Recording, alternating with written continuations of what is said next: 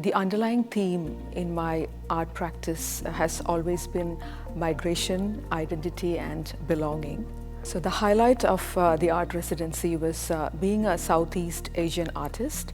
I was able to engage with the nationally significant collections of eminent Australian artists in the museum's collection. I was able to go into the community and engage with migrant women with similar lived experiences and explore their perspective and their understanding of migration. So as a visual artist, I had the space to experiment with things I don't normally have time to play with. I did a lot of sound type work. I did a lot of work around video editing. These things basically gives you time to stop and think about what you want to do next. And these things may not happen. You may be very optimistic about what you're going to have, what sort of project you're going to be working on next, but it's the confidence it gives you. And it's very difficult to describe it in terms of, quantify it in terms of dollars.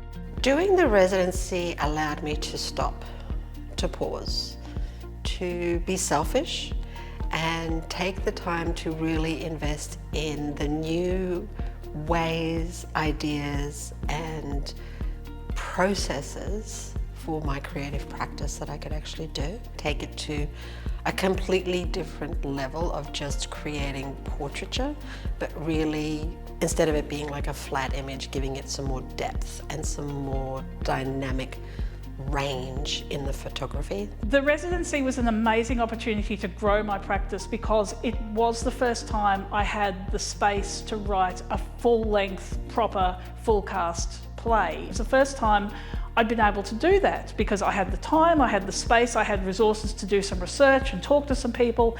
And that validation that this is actually a thing I can do was really valuable. Also interacting with the public on the Artist Open Studio Days was another highlight for me. I really enjoyed talking to people, showing them the mediums I'm using, what I'm trying to achieve, and people are very interested in how it happens.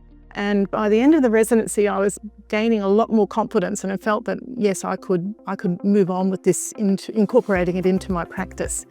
And I'm also very excited to have an upcoming exhibition. It's a joint exhibition at the end of this year with the new medium that I've been working with.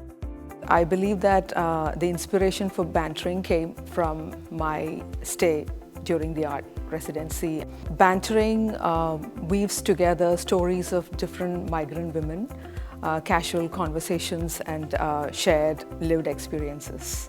In terms of opportunities, so I had a couple of residencies after this one, but I approached them in a very different way, and the opportunities came in the sense that I could instigate collaborations that would probably not have happened before. I actually had a collaboration with a local press printer who actually produced a handcrafted, hand-sewn book that was on a poem called with Katie King. The poet had done the poem, the printer had actually done the letterpress printing as well as the handcrafting of the book itself, and I had actually produced the photos. So that was a fantastic opportunity. Since the residency, I've kept working on the play. We're now up to draft 2, and I'm working with Midpoint Theatre Company, who are a local organisation based in central Queensland, developing the work further, getting it ready for the stage. We now have some funding through the Regional Arts Fund to do some more creative development. It's not, I did the residency, that's it, let's draw a line under it, it's done. The residency was a first step in something that continues to grow momentum. I think for most artists, it's about trying different things, not just staying on the same course.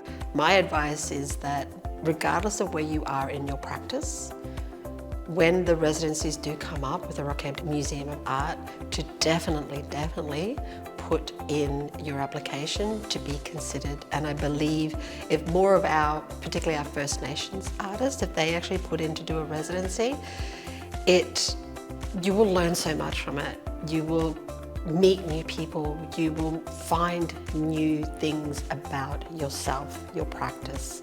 So, anyone that was considering a residency, I would say go for it.